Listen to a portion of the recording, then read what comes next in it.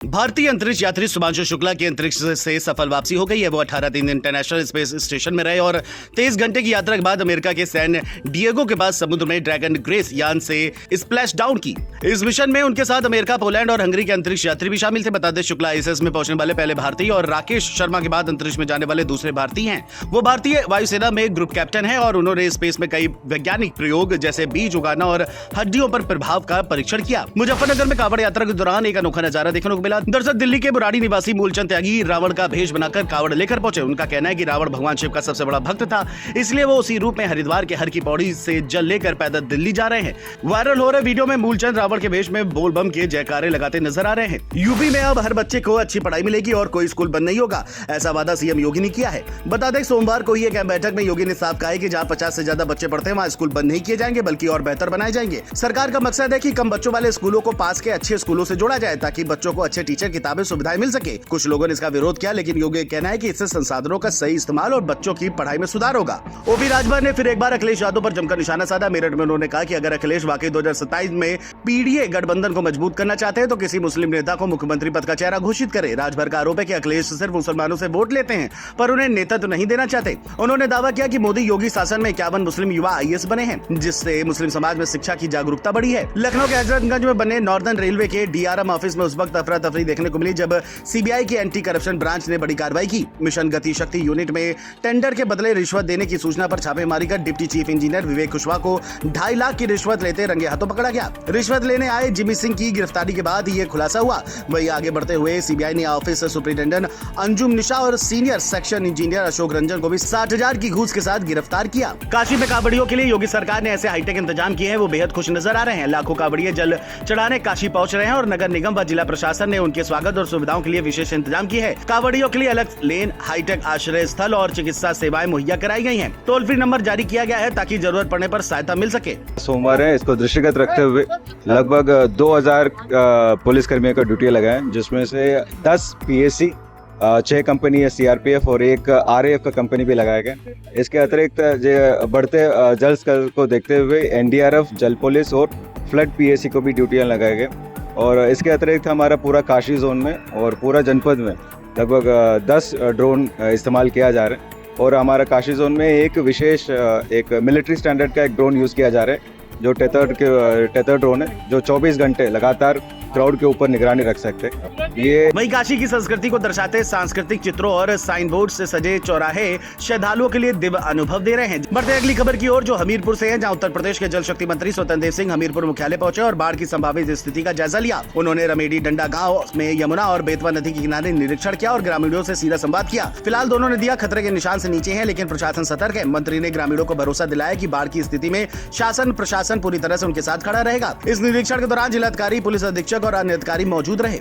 जो मध्य प्रदेश के अंदर बारिश होने के कारण धसान और केन में थोड़ा पानी आ गया, बरसाती पानी के कारण, तो यमुना का जल स्तर बढ़ा, जिसका कोई नुकसान तो नहीं, लेकिन अब जल स्तर उतर गया है। किसी प्रकार के किसान को परेशानी नहीं है। लगातार हो रही बारिश ने लोगों की परेशानी बढ़ा दी है, जिसकी झलक झांसी के रक्षा थाना क्षेत्र के शिवगढ़ मवई गांव में देखने को मिली, जहां भारी बारिश ने एक किसान की मेहनत पर पानी फेर दिया है। तेज बारिश चलते गांव के पास बह रही खपरैल नदी में कुल 15 दुधारू भैंसें बह गई, जिनमें से 9 भैंसों के सब बरामद कर लिए गए हैं, जबकि 6 अभी भी लापता है। किसान महंगी भैंसों का चारा खिलाने खेत पर ले गया था, लेकिन बारिश शुरू होने पर वह पास के एक मकान में रुक गया। इतने में भैंसें आगे बढ़ गई और नदी में समा गई। ये है कि यहाँ पे भैंसियाँ चरा रहे थे। कौन? हम ही चरा रहे थे।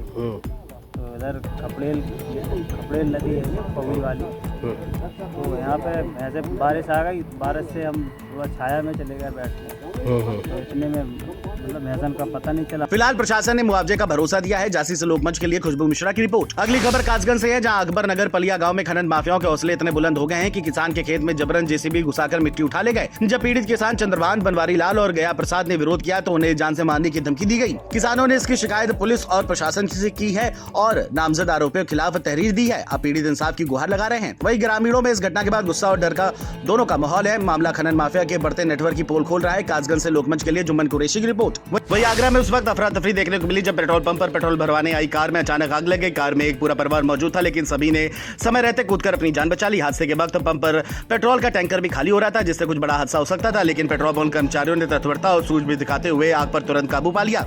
उनकी मुस्तैदी से एक बड़ा हादसा टल गया। मौके पर लोगों में अफरा तफरी मच गई थी, लेकिन कोई घायल नहीं हुआ। हरदोई से हैरान कर देने वाला मामला सामने आया है, जहां सांडी थाना क्षेत्र के गांधी गांव निवासी विमलेश नाम के युवक ने थाना प्रभारी पर उत्पीड़न और अभद्रता के गंभीर आरोप लगाए हैं। विमलेश का आरोप है कि उसके बेटे की नहर में डूब करके मौत हुई थी, जिससे गांव के ही कुछ लोगों पर उसने हत्या का शक जताया, लेकिन शिकायत के बावजूद पुलिस ने एफआईआर दर्ज नहीं की। पीड़ित विमलेश का आरोप है, मेरा लड़का गांव के 4 लड़के बुला के ले गए, दोपहर में लगभग 12 बजे नहर पे ले जाके उसको किसी रंजिश के कारण नहर में डुबा दिया।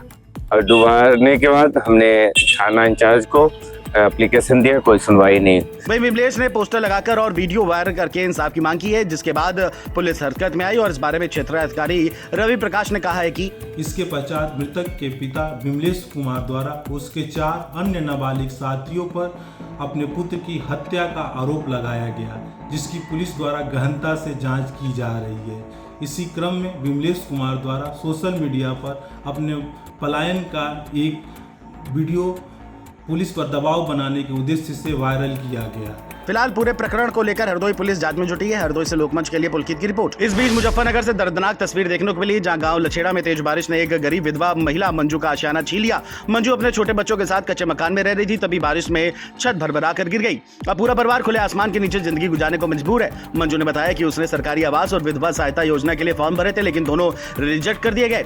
उसे अब तक सरकार से कोई मदद नहीं मिली। मंजू जी, आपका ये जो गिर गई है कैसे गिर गई? जी अब बारिश में गिर गई थी। आपने कभी कोई सरकारी योजना में फॉर्म भरा है? जी फार्म भरा जी, पर लेकिन कोई योजना नहीं मिलेगी, किसी मदद नहीं मिलेगी। कौन सा गाँव है ये आपका? लछेड़ा जी। सरकार से आप क्या चाहते सरकार से जी मैं आप चाहती हूँ मेरे छत मिले मुझे, हैं? मेरे मकान बन जाएगी, यदि मोदी थे जी मुझे मदद मिला।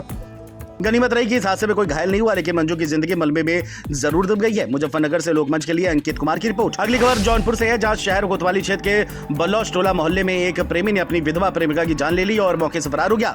मृतक सीमा अपने पति के मौत के बाद मोहल्ले में किराए पर रह रहे रुस्तम के साथ पति पत्नी की तरह ही रह रही थी। आए दिन दोनों विवाद होता था, लेकिन इस बार मामला जानलेवा साबित हुआ। परिजन घायल हालत में सीमा को अस्पताल ले गए, जहाँ उसे डॉक्टर ने मृत घोषित कर दिया। आया, हम खड़े थे, हम और मेरी अम्मी बाहर खड़े थे। वो आया अचानक से चाकू लेकर पोस कर अपने साथ लेकर आया था, चाकू से मार के मेरी अम्मी को चला गया। वही घटना की सूचना मिलते ही पुलिस ने केस दर्ज कर लिया है। अभी तक की जानकारी के अनुसार इनमें आपस में पारिवारिक मनमुटाव रहता था। पहले भी इनके बीच में लड़ाई झगड़े की सूचना लोगों के द्वारा बताई गई है।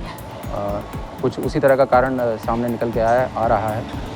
आगे जब विधिक कार्रवाई होगी और विवेचना होगी तो बेहतर जानकारी इसमें और निकल के आएगी। फिलहाल पुलिस का कहना है कि आरोपी को जल्द ही गिरफ्तार कर लिया जाएगा, लेकिन ये गिरफ्तारी कब होती है देखने वाली बात होगी। जौनपुर से लोकमंच के लिए विवेक कुमार की रिपोर्ट। वहीं बुलंदशहर से चौंकाने वाली खबर सामने आई है। ऊंचा गांव ब्लॉक के शकरपुर गांव में एक सरकारी स्कूल के प्रिंसिपल ने खुद को बंधक बनाने का नाटक रच दिया। दरअसल स्कूल मर्ज होने पर प्रिंसिपल की नई जगह तैनाती हुई थी, लेकिन वहां जाने से बचने के लिए उन्होंने ग्रामीणों से खुद को बंधक बनवा लिया। डीएम के आदेश पर हुई जांच से सच्चाई सामने आने पर बीएसए लक्ष्मीकांत पांडे ने प्रिंसिपल को सस्पेंड कर दिया। बुलंदशहर से लोकमंच के लिए कादिम राजपूत की रिपोर्ट। एक विद्यालय है, प्राथमिक विद्यालय शकरपुर, जिसका जो है हमने पेयरिंग की थी चटहरा में। फिर वहाँ पर सूचना मिली कि कुछ ग्रामीणों ने वहाँ के टीचर अंकित कुमार को बंधक बना लिया है, लेकिन बाद में ये सूचना गलत पाई गई और गलत तथ्यों के आरोप में उनको प्रथम दृष्टया दोषी मानते हुए हमने निलंबित कर दिया था। इस बीच आगरा के बाद क्षेत्र में चंबल नदी ने फिर डरावना शुरू कर दिया है। कोटा बैराज से देर रात 2 लाख क्यूसेक पानी छोड़े जाने के बाद चंबल नदी का जलस्तर अचानक 6 मीटर तक बढ़ गया। जलस्तर 120 मीटर के पार पहुंच गया, जिससे प्रशासन ने स्टीमर संचालन पर रोक लगा दी है और यात्रियों को लौटाया गया है। वहीं पिनाहट घाट पर लोगों में दहशत का माहौल है, क्योंकि उन्हें पहले जैसी बाढ़ की आशंका सता रही है। प्रशासन लगातार हालात पर नजर बनाए हुए है। आगरा से लोकमंच के लिए रविंद्र सेजवार की रिपोर्ट।